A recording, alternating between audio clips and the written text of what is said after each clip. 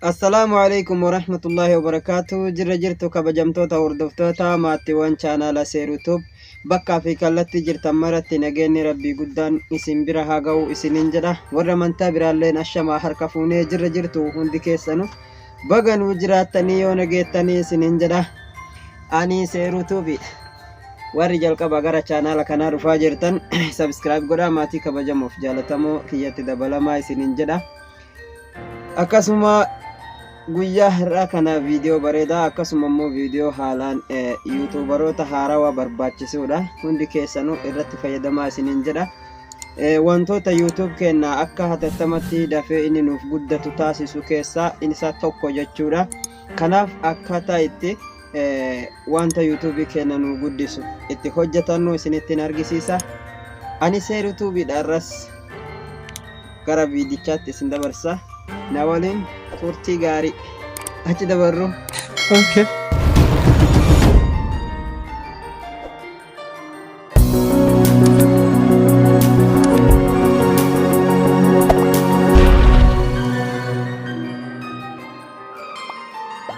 Egaa duraan dursitanii jechuudha aappii kana buufatuu qabdu. Aappii kana Pixlab jedhama. Aappiin Plaastorii keessa seennee walumaan buufnee isinitti argisiisa. Ani buufadheetiin qaba isinumatti argisiisuufi jechuudha. Plaastorii keessa erga seentanii bakka sarchi jettu tana irratti jechuudha. Pixlab jettanii itti barreeffattu jechaadha. Kinoo haala kanaan barreeffamoota as jala jiru kana hunda jechuudha. Pixlab kan jedhu irra dhawannaan isiniif dhufaa jechuudha. Aappiin isa kana install godhattu jechaadha. Bilbila keessan keessatti gabbuufattu. Aappiin kuni yuutuubaroota hedduutu akka fayyadaa jechuudha. Eenyumaayyuu suuraa walitti qindeeffatuudhaaf akkasumas taamnalii hojjechuudhaaf waan baay'ee takka isin barbaachisuudha. Kanaafuu aappii kana bilbila keessan irraa dhabuu hin qabdanii jechuudha. Akkaataa itti fayyadama isaa isinittiin argisiisa. Na waliin tura. Oppiin bakka jettu tana irra dho'itanii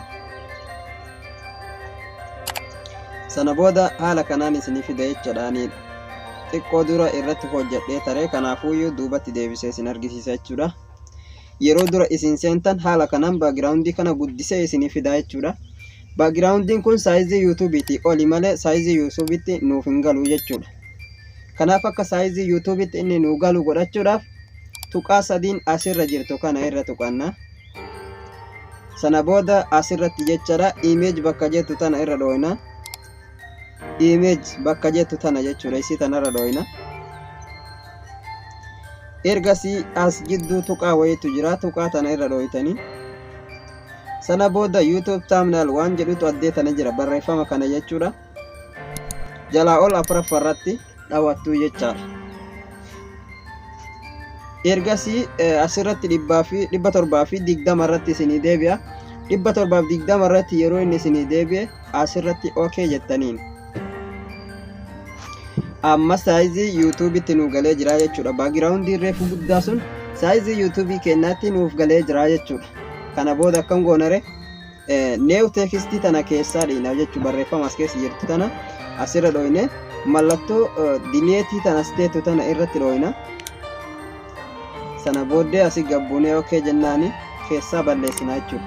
Baagiraawundiin kun nuuf hin taane yoo ta'e jechuudha hin jijjiirachuu dandeenya.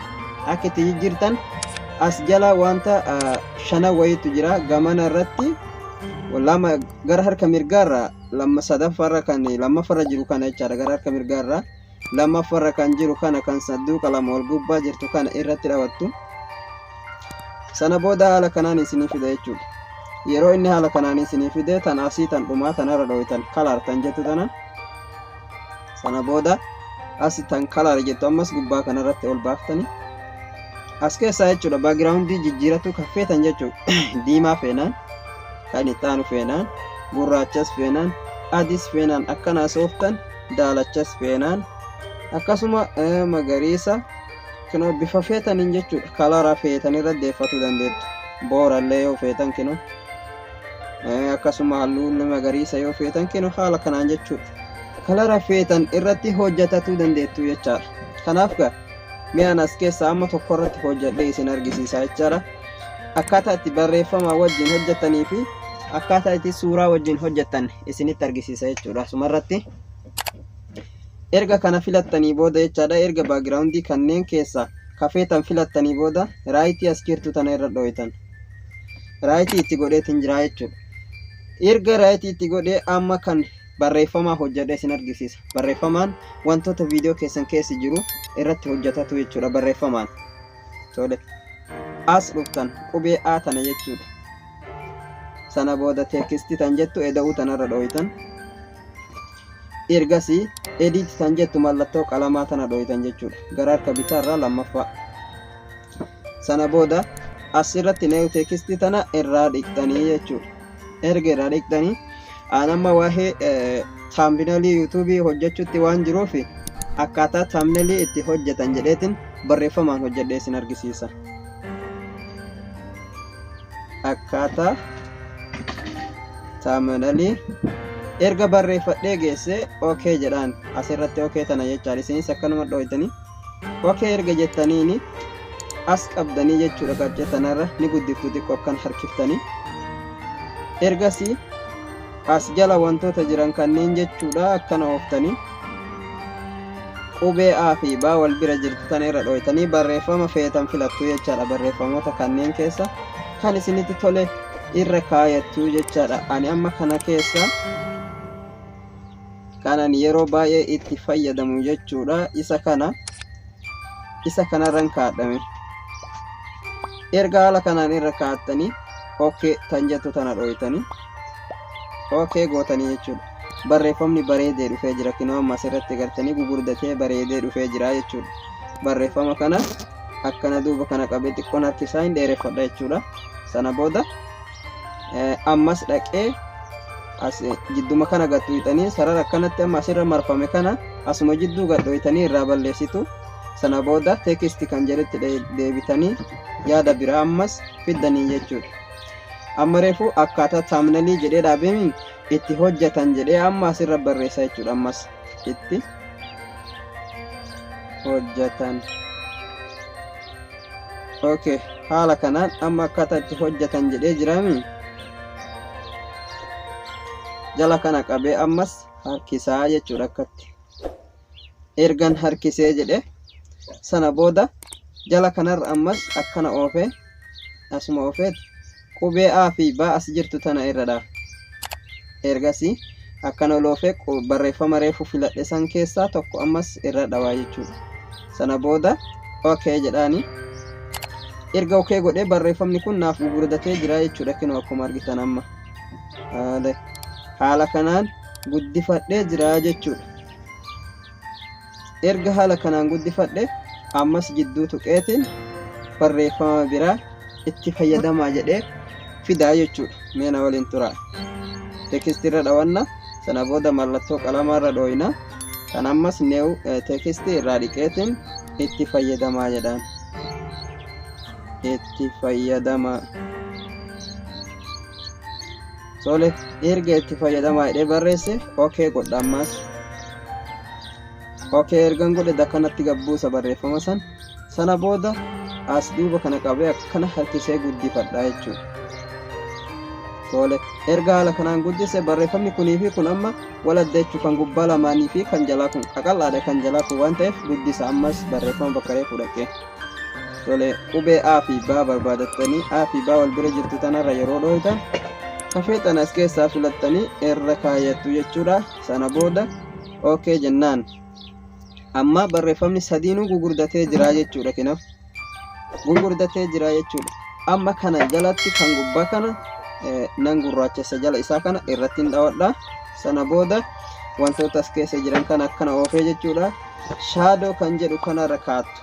Shaadoo kan jedhu kun kinoo haala kanaan wanta tan itti bantu jechuudha. Tana siirtu tana oon gootan. Sana booda haala kanaan jala kanatti jecha barreeffama keessan kana jalatti gaaddiseessee isinii fidaa jechuudha. Sarara as jiru kana kinoo sarara jala kana jiru kana akkana qabdanii achi harkiftu jechaadha. Sirriitti itti haa gaaddisu. Kinoo haala kanaan itti jalli isaa gaaddisa qaba jechuudha. Hin bareecha jalli kun. Ammas kan lammaffaa irratti akkasuma gabbu'a. Sana booda shaadoo tan jedhu irra dhawadha. Ergasillee tana oon godhee bana. sana booda amma xiqqoo isii gaaddifni ni jira tana jalaayyuu jechuudha. Amma oon godhee bannaan gaaddifni as jala seenee jira. Tole erga inni seeneetiin hin jedhe ammas sararattii sana sarara kana jechuudha isa gubbaa kan lammaffarraa kana akkana harkisa nin harkisa asirritti itti gaaddiseessu ergan harkisee akkana deebisee yoon sararoota kana kan gubbaatiif kan jalaa gaaddisa isii kana gargar godhuu fedhe akkanatti jala irra tuqa yookaan immoo qalaroota as keessa jiru kana keessa deemtanii jechuudha. Kenoo kalarii as keessa jiru kana hunda jala deemtanii itti sirreeffattu jechuudha. Haala kanaan gaaddisa akkana kana yoo jibbitanis jechuudha jala kana gabbutaniituma wanta tana oon gootanii itti bantan kenoo guddatee isinii dhufa jechuudha. Saayizii kanaan gaaddifni jala sana booda akkanatti irraa qannasuu ni dandeettu jechuudha. Amma gurraacha reefuu sana jechuudha kenoo haala kanaanis itti hojjetatu ni dandeettu jechaadha. Kan jalaatis akkasumatti shaadoo kan jedhu filattanii sana booda oon gootan bakka tana ergasii sarara kana xiqqoo kan harkifattu sana boodallee asirra gabbutanii tanas oon gootanii gurraachessituu jechaadha bifa kanaan. Yoo gurraachi kun immoo baay'ee irra ka'e isin jalaa ta'uu taates sararuma kana akka duubatti deebiftan kenoo sarara kana duubatti deebiftanii jechuudha. Kenoo haala kanaan bareeffattanii tamnalii hojjetatuu dandeettu jechaadha. Akkasuma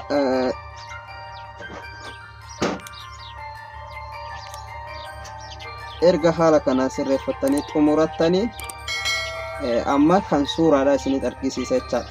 Kan barreeffama bifa kanaa walitti qindeeffattanii jechuudha. Sarara dheeraallee isintu godhachuu danda'a. Kana eega goone booda amma kan suuraadha haaluma kanaan jechuudha akkanumatti haa ta'u. Barreeffamu kana xiqqeesseetiin isin argisiisaa jechaadha. Kan suuraallee suuraadhaan akkaataa itti hojjetan haala kanaan erga akkatti kaa'ee jechuudha.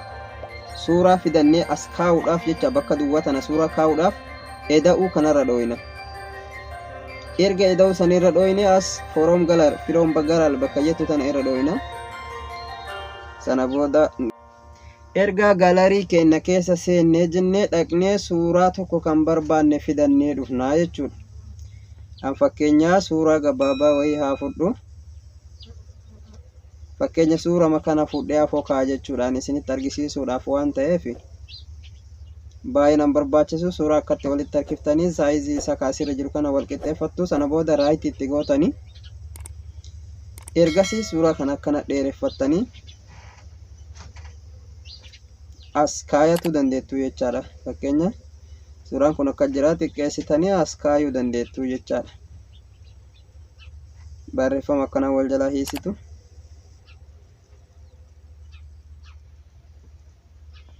Fakkeenya isin argisiisaa jira jechuudha.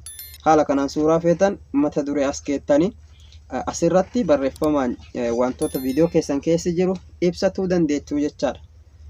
Kanaaf erga haala kanaan sirreeffattanii gabbuufatuudhaaf kinoo as dhuftanii jechuudha. Asirratti gara gubbaa kanarratti eda'uutti ta'antu tana gara bitaatti jechuudha. Eda'uutti ta'antu tana irra dhooytanii isirra dhooytanii sana booda seef kan jedhu jira. Yoona biraa deemtee ani duukiyaa. Yoona biraa deemtee ani duukiyaa.